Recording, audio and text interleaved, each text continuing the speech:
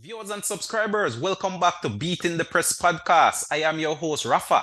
Now, today we're going to be previewing the two big games coming up in the EPL this weekend.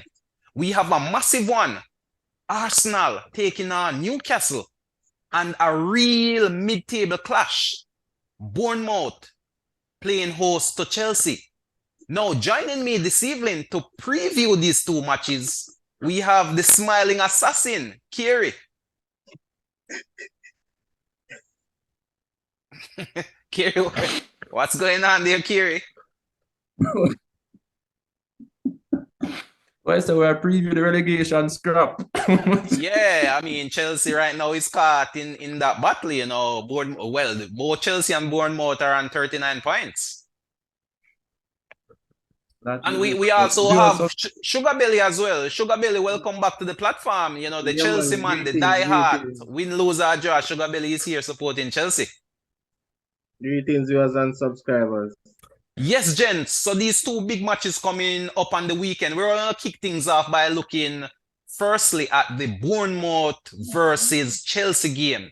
Now here we have two teams pretty much right in mid-table, fighting for dear life and trying to avoid being drawn back into that relegation dogfight.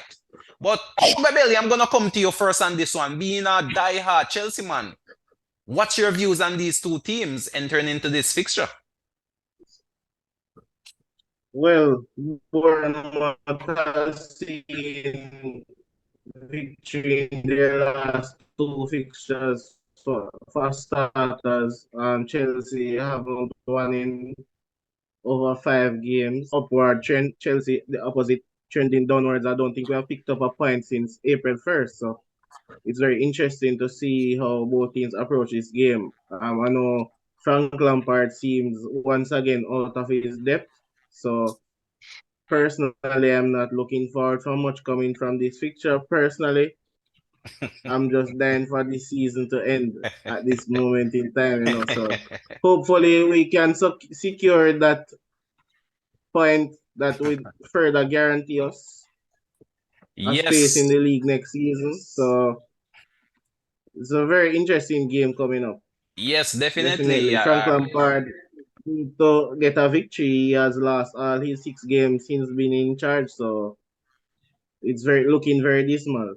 Yeah, dismal indeed. Dismal indeed. A very dismal start to his managerial career, being reappointed as Chelsea manager. To me, that was a backward step, and the result is here for us to see. But yes, we do have Chelsea on a poor run of form, and you could say 1 point away from, you could say, realistic safety. But in previous podcasts, I had mentioned I really don't see where Chelsea is going to get another 3 points. And Bournemouth is one of those teams which is currently in good form, playing well, and this one is taking place at their home as well. But Carey, what says you? How do you see these two teams? And I mean, from a Bournemouth perspective, especially, Sugar Belly gave us his view on Chelsea. What says you re Bournemouth? Right. I said Bournemouth now, somewhat finding form at the right time of the season, kind of trying to push out that relegation scrap. So I know they will be playing at their stadium. I think they picked up a number of points for the past month and a half here. So they're comfortable at home. So honestly, from the Chelsea side, going to Bournemouth now, playing Bournemouth on their run of form versus Chelsea's run of form, it could prove very detrimental to Chelsea's hope. So, and as Sugar Belly pointed out, since April, Chelsea has had 3 managers, and those 3 managers combined has only mustered up 1 point. So, it is so funny. So one team has 3 managers for the season, and the 3 managers can't even make one proper manager. So, as Sugar Belly, I think he speaks for most Chelsea fans. They just want the season to be over as quickly as possible. And seeing what happened to them, when was it, Tuesday versus Arsenal? They're going in low confidence, no identity, no team spirit, no I don't even know what to describe it. We have always been emphasizing so long on how Spurs have hit rock bottom that I guess Chelsea has fallen out of our view. We didn't even realize what's happening there, so Yes, it's definitely a dismal situation there over at Stamford Bridge. But Sugar Belly, just to bring you back in, I mean, we've seen the run that Chelsea has been on. What can be done to stop this run of poor results, poor form, poor performance? If you were a Chelsea manager with this current crop of players, what would be your approach to a game like this? Well, so far it seems like motivation cannot help. So I mean, it's really a tough nut to crack, as you would say. I I cannot wrap my head around it how these players we have spent money on, players who have been there previously, done it previously. I cannot understand how they are this poor. There's no passion. It would be as if these players want the season to end more than us fans at this point. So, however, But yeah. personally, still, I think that integrating the youngsters in the side would be the way to go at this point. We have 6 games left to go. Most youngsters we see in the Premier League always eager to impress. So I think that would be more beneficial to us at this moment. For example, players like Raheem Sterling, who has been out of sorts all season, Kai Havertz, we could bring in the likes of Modric, Dacho Fofana, who would be eager to go.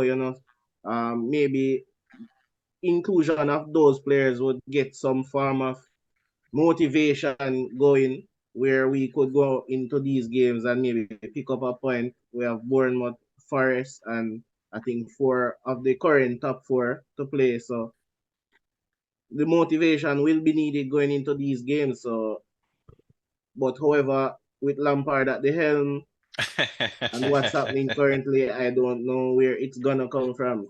Definitely. So it's my hope at this point that the players can really take it up in hand and provide that performance that we fans have been craving to see this time before this season ends.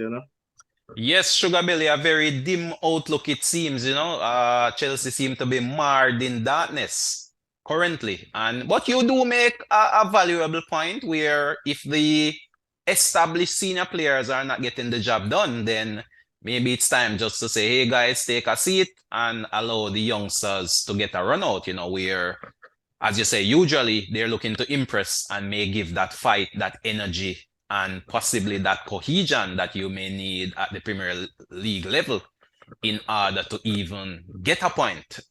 you know, at this point in time, it's a sad situation over there at the bridge. It's almost as if Chelsea right now is managerless. So even though there's a body in the seat, I mean, the tactics, the motivation, the teamwork just doesn't appear to be there. The team appear disjointed, not very cohesive. As you said, just seeing out the fixtures, so to speak, are just doing enough not to be fired as professional footballers. But Carey, in terms of a result and how you see this one playing out, give us your take. All right. I think it would go Bournemouth favor, 1-0. I think the vital players that you should look out for, the key players, is definitely Lerma. He's been finding himself lately on somewhat of a good run of form, along with Ryan Christie. And Solanke got in a goal other day versus Leeds. So I think he'll be looking.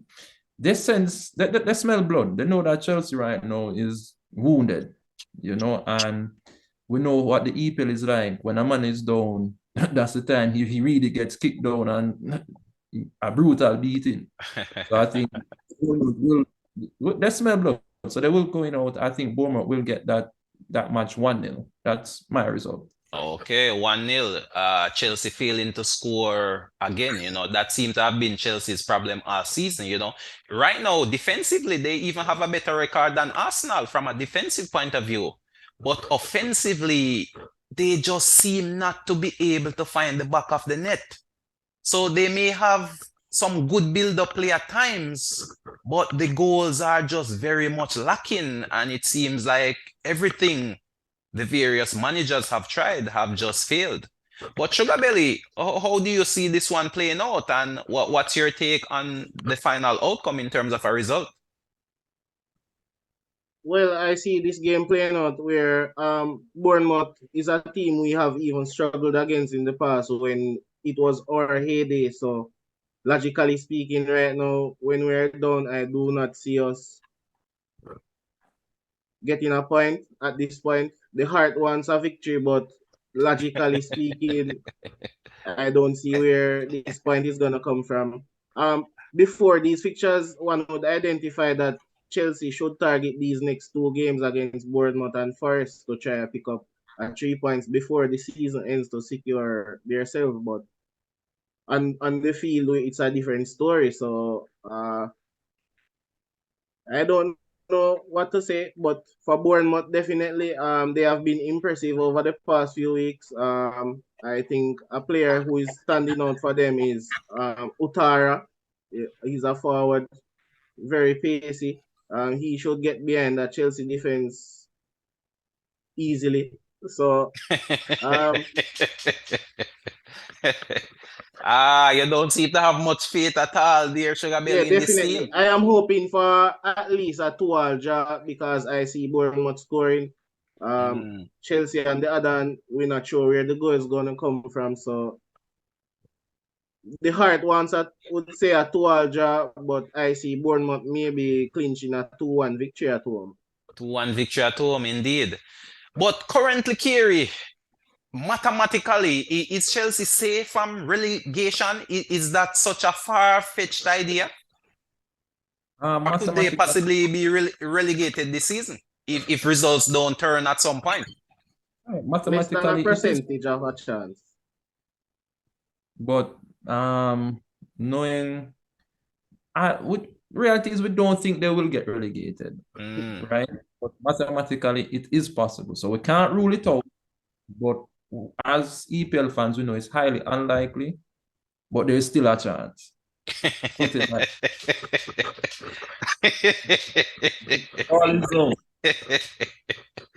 I tell you, I mean, the ball is round, as you say, and from what I've been reading in the more established media houses, I mean, they have come up with their own formula, which shows that if Chelsea really doesn't pick up some points soon and very soon, and other teams around them continue to win here, draw there, pick up points there, they could potentially finish in that bottom three.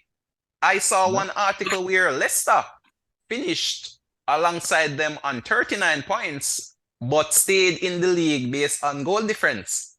So it's not beyond the realm of imagination that if things don't turn, because we know momentum in this league can take you a far way, and the more games that don't go Chelsea's way, the more the confidence will drain, the more other teams will get confidence to play against them. And once you hit that, part, it's almost a downhill spiral. It's like a snowball rolling down a hill.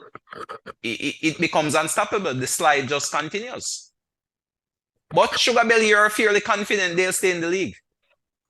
Definitely. The results have to go in the favor of many other teams. So, and some might have each other to play. So definitely that might be at stake. The last article I read about it said that it's less than a percentage of a chance, but we all saw when Madrid had a 1% chance of qualifying last season against City. So we know it's football, any dice can play.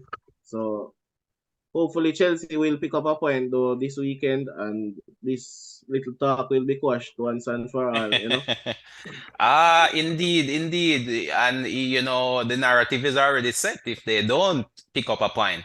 But for me, to be honest, Bournemouth playing at home, Chelsea in the form they are in, I don't really see Bournemouth losing this one. I think best case scenario for Chelsea might be a draw.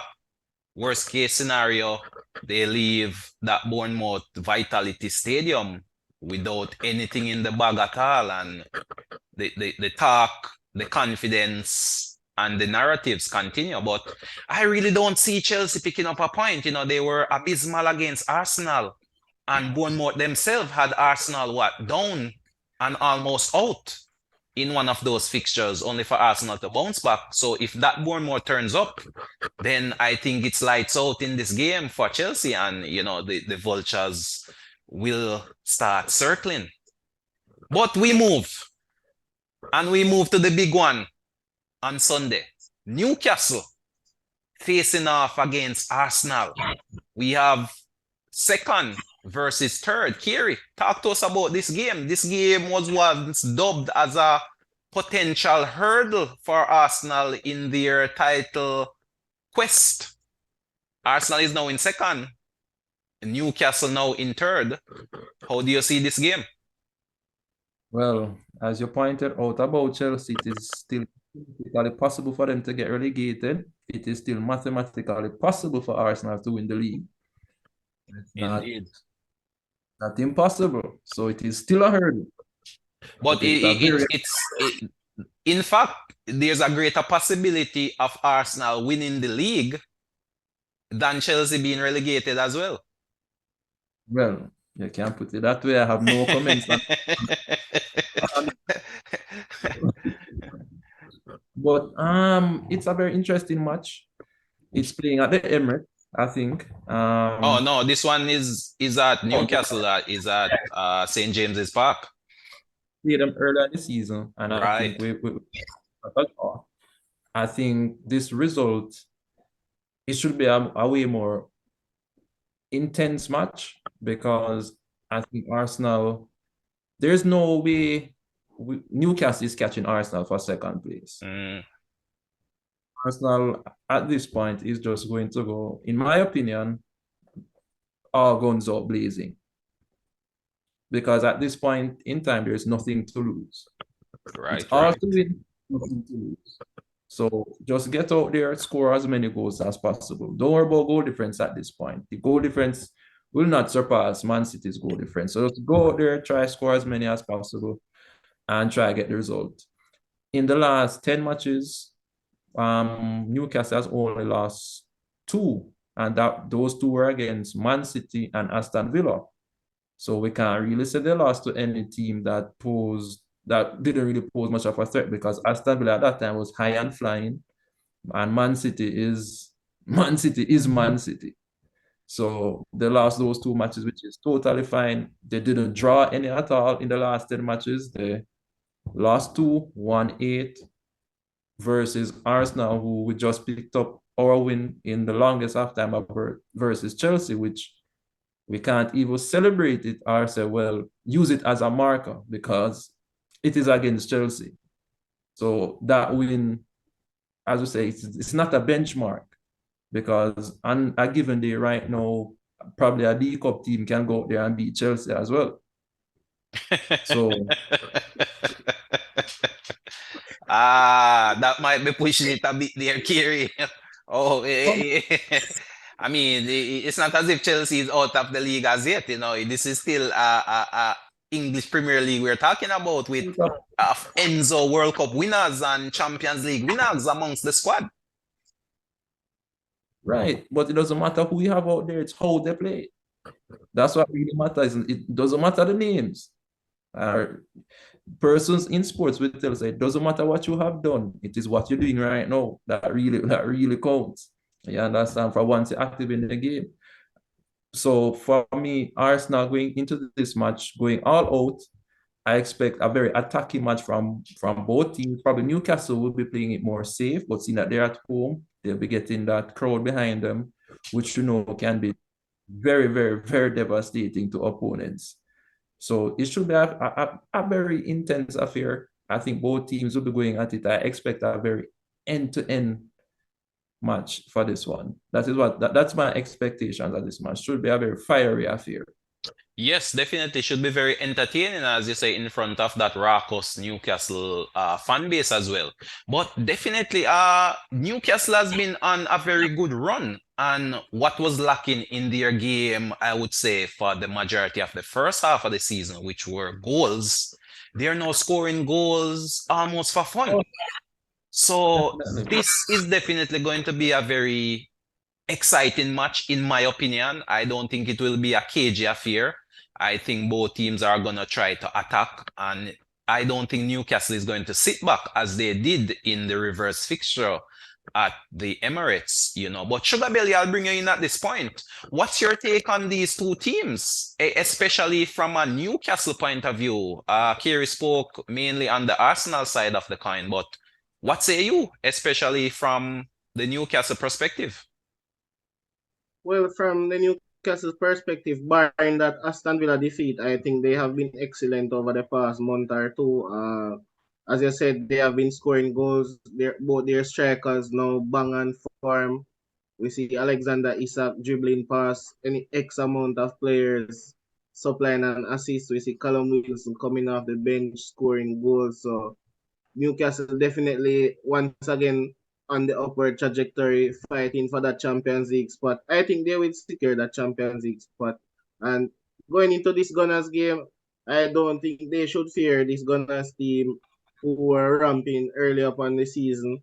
This Gunners team has shown certain weaknesses in the past few weeks, barring the Chelsea game as well. Well, even we could also mention that this Chelsea game might serve as a problem for them because it was so easy. I mean, Newcastle might very well come up and blow Arsenal away at home. We see they are very excellent down at St. James Park. The fans are behind them. They are playing excellent football. As Kerry said, I think the game is going to be very end to end because Gunners still a very good attacking team. They have shown some. I attribute their recent losses due to maybe them being a bit mentally fatigued or mentally weak compared to a Man City side who have been there and done it. So definitely they should be concerned traveling to visit this Newcastle team. I think this game also will come down to a midfield battle once again, where if either side can control the proceedings, they can definitely take it from there. Yes, this one definitely shaping up to be one for the neutrals in terms of the level of excitement and anticipation that it may bring. But tactically, Kerry, do you see anything changing in the Arsenal setup to face this Newcastle outfit, which has, you know, proven to be a very stubborn opponent in the past? Well, I think Arteta made the best change since, and I think this change was supposed to be made maybe 2 to 3 games earlier than the Chelsea match, where we saw Rob Holding coming in for the injured Saliba. But we saw the replacement of Rob Holding with the new signing, Kiwior, who really showed that, although it's against Chelsea, he showed some signs that, listen, I can manage the big league. Mm. So So you see him maintaining his spot against Newcastle. definitely, he will see out the rest of the season. If Saliba, and it highly unlikely Saliba will be back. So I see him finishing out the rest of the season. And we have seen the inverted fullback into play now. We expect Zinchenko to fly into that midfield beside whether it's Jorginho or Xhaka, whoever it is. Yeah, Zinchenko will in be there. fact, that's a curious change. I failed to have mentioned to you. What's the situation there? Has Partey been dropped or was he being rested? You know, we saw Jorginho starting against his former club. Is it a case of Partey being benched or is it a case of rest and rotation? The last time Partey has been fully fit, Adam and Eve are probably still alive. So that is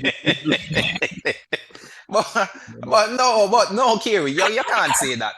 I mean, Partey has been a stalwart in the Arsenal 11 from the Staple. inception, a staple in the team. So how now we are hearing fitness issues and excuses when performances aren't going as they are expected to go? We will not use that as an excuse. There is no excuse. We're not using it as an excuse. You ask a question, we're just making the point that it's not.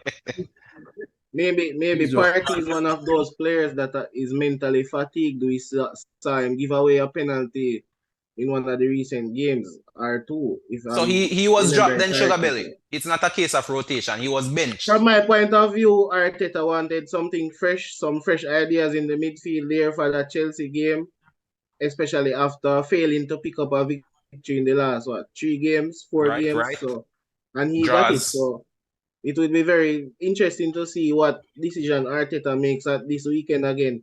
Another change he made that I'm not sure about was Martinelli out for Trossard, where I think Martinelli has been on better form than Saka recently. Yes, of course, Since definitely. Saka missed that penalty against which team? I think was it Leeds or no Southampton? Southampton.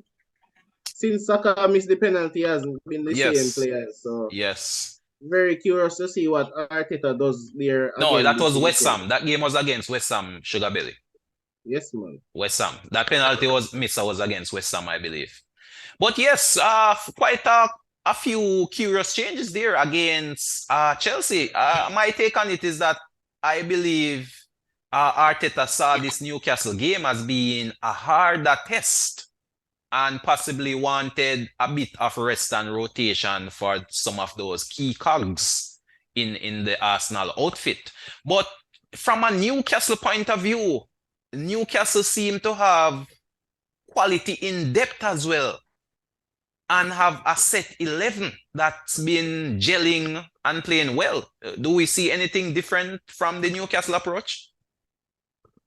Not necessarily. The only thing I see Eddie Howe really struggling with now is the decision between whether to start two strikers, both Wilson and Isak, or which one of them to choose from. Because we have also Jacob Murphy who has been on form recently, so it's very very brain picking for Eddie Howe. Maybe he Ah, can't sleep going into this one. abundance of talent there, players on farm, the likes of Willock, Julinton, even the young Garden, which was signed in January as well, also vying for a position in that attacking front three. You know, of course, in the midfield, you have Bruno Guimaraes, which have been having a tremendous season, you know, and he will definitely be one of those pivotal figures that if Arsenal is to get anything out of this game, he'd have to be kept under wraps. And this could possibly be the rationale behind resting Partey and then possibly bringing him back for this game to clamp Guimaraes, so to speak, because it's really through him that much of Newcastle's distribution comes, which releases, you know, those quick wingers, you know. Even Almiron has been coming back. I believe he had a injury and has been getting a run out, maybe coming on as an impact sub. So lots to choose from Eddie Howe and Newcastle. So definitely we'll just have to wait and see. But in terms of a scoreline, Kiri, and how you see this one panning out, what say you? For me, honestly, I see both teams scoring. I see them sharing the spoils come Sunday morning. So for me, I'm going with a 2-2. Players to Isak and Bruno for Newcastle. And for Arsenal, even though he showed a dip in form, I still think Saka and Jesus will be vital in Arsenal getting that 2-2 result in my prediction. So definitely that will put an end to any hopes of a title charge then, if Arsenal were to go out and draw this game. All hopes will be dashed at this point, if it's Well, another draw. I've said it before still, but you know. Well, we just want the viewers and subscribers to be clear on your stance. You know, are you saying, well, you're saying draw, so does that draw also mean all hopes are now gone? Because earlier you made mention of mathematical chance. Would all Right. So maths be done and dusted if Arsenal were to draw this one? no, if they draw it mathematically, it is still possible So you're because still Man City. harboring some hopes then, technically. No, I am not. The numbers don't lie. I might lie, but numbers don't lie. Okay, I see. So you're saying draw then. Sugar Billy, what says you? Well, once again, it's a very interesting fixture. One player I'd love to look out for, barring Isak and Wilson, is great Joe Willock, former Joe Arsenal Willock. player. Yes, yes, Yes, I definitely. think he has a very big point to prove against his old team once again, and I must commend him for that sublime outside foot pass for the assist the other day. Yes, Very beautiful, brilliant. beautiful. Probably Um, assist of the season as well. Definitely. I think going into this one, Newcastle, as I said earlier, are on the up. Arsenal feeling a bit wounded. Newcastle at home. I think Newcastle. I give Newcastle the edge on this one. I see them running out 3-2 winners. 3-2 winners. To be honest, Sugar Belly, I'm more leaning towards your side of the coin, to be honest with you. Newcastle at home, playing well, the fans behind them. I think Newcastle also have a point to prove. I don't think they're just going through the motion.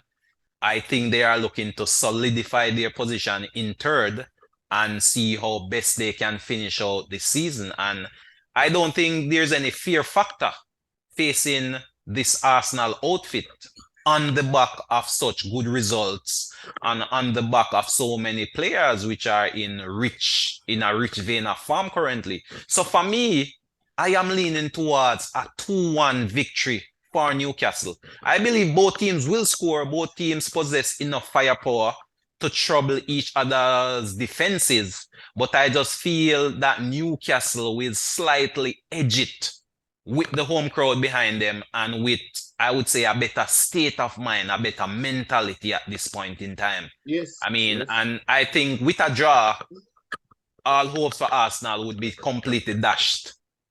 Mentally, the players would pretty much just give up, and I think they will just limp towards the end of the EPL season. So for Arsenal, they definitely need a result for this and can't afford any more slip-ups in the form of draws. As we know, Newcastle is one of the more draw specialists, I would say. They've drawn a lot of their games. And if many of those games they were able to convert into 3 points, they would be even higher up in the table. So draw is not out of the realm of possibility, but I am gonna give Newcastle that numerical edge. So for me, 2-1 to Newcastle. But gents, in terms of a final word on this weekend of action, what say you? Number of other matches taking place, Carey. Number of matches with both relegation credentials as well as European aspirations. Give us your final take.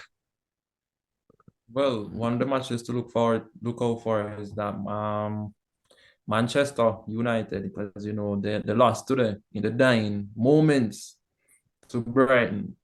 So they lost 3 points there, and Liverpool is right on their heels now. Liverpool is hot on their heels. So we should see a more intense fight for that fourth place finish now. Newcastle looks somewhat safe in third. And of course, the relegation battle will be the most interesting battle going out to see at the end of the season, because there are possibly 12 teams that could likely, either of those from 12 to 20, there's a mathematical possibility that any one of those teams can be relegated. So it should be an interesting affair. The You're relegation battle including Chelsea in that figure as well. definitely, definitely. Yeah, Definitely some interesting narratives being formulated going into this weekend, of course. But Sugar Belly, what's your final take on this weekend of football fixtures coming up? Yes, I expect a very drama-filled weekend. I expect especially that Newcastle Gunners game to be very emotional one, seeing what's at stake there. Um, in and around the league, we see the relegation battle. I think Everton is playing. It's Nottingham Forest.